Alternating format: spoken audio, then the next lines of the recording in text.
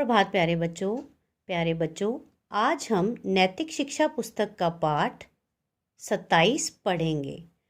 और पाठ पढ़ना शुरू करने से पहले हम इसके ऊपर दिन और तिथि डालेंगे और फिर पाठ का शीर्षक पढ़ेंगे।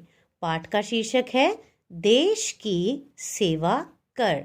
तो बच्चों, जैसा कि आप सब जानते हैं कि हम जिस देश में रहते हैं उस देश का नाम है भारत, जिसे हम इंडिया भी बोलते हैं।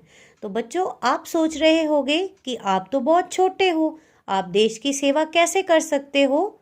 तो बच्चों, ज़रूरी नहीं है कि जो देश की सेना में है वही देश की रक्षा कर सकता है या देश की सेवा कर सकता है। आप छोटे बच्चे भी अपने देश की सेवा कर सकते हैं।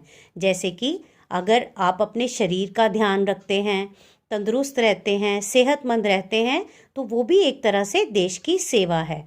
और अगर आप अपने आसपास के लोगों की सेवा करते हैं तो वह भी देश की सेवा है। और अगर आप अपने देश को साफ सुथरा रखते हैं तो वो भी एक प्रकार से देश की सेवा है।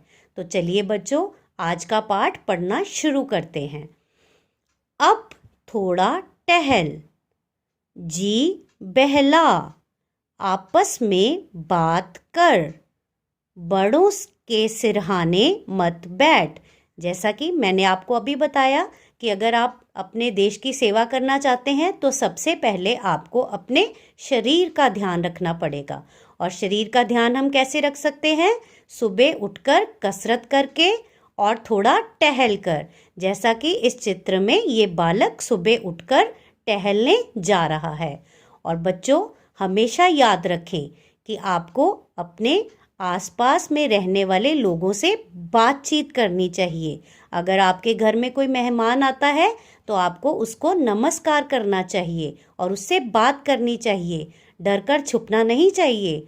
और एक चीज़ का और ध्यान रखना चाहिए कि जब कभी बड़े आपस में कुछ डिस्कशन करते हैं, बातचीत करते हैं, तो हमें उनके सिरहाने नहीं बैठना चाहिए।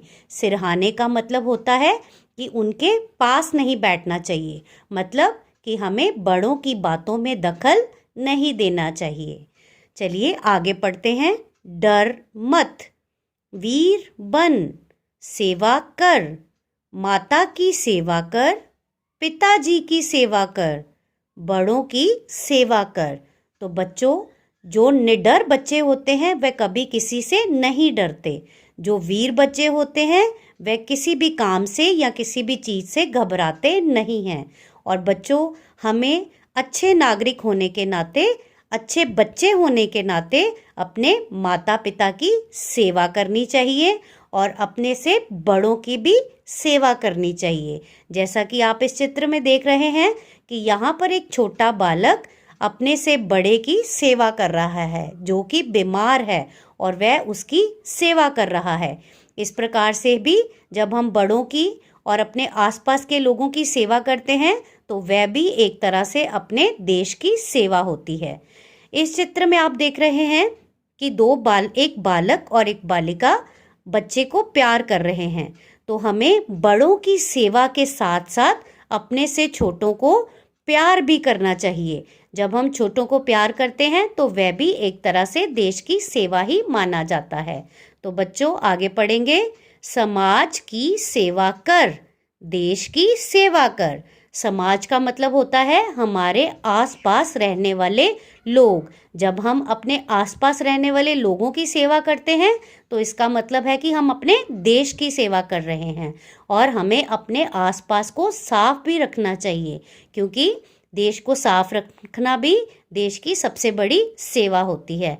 तो अंत में हम यही कह सकते हैं कि समाज की सेवा में ही देश की सेवा है। धन्यवाद प्यारे बच्चों।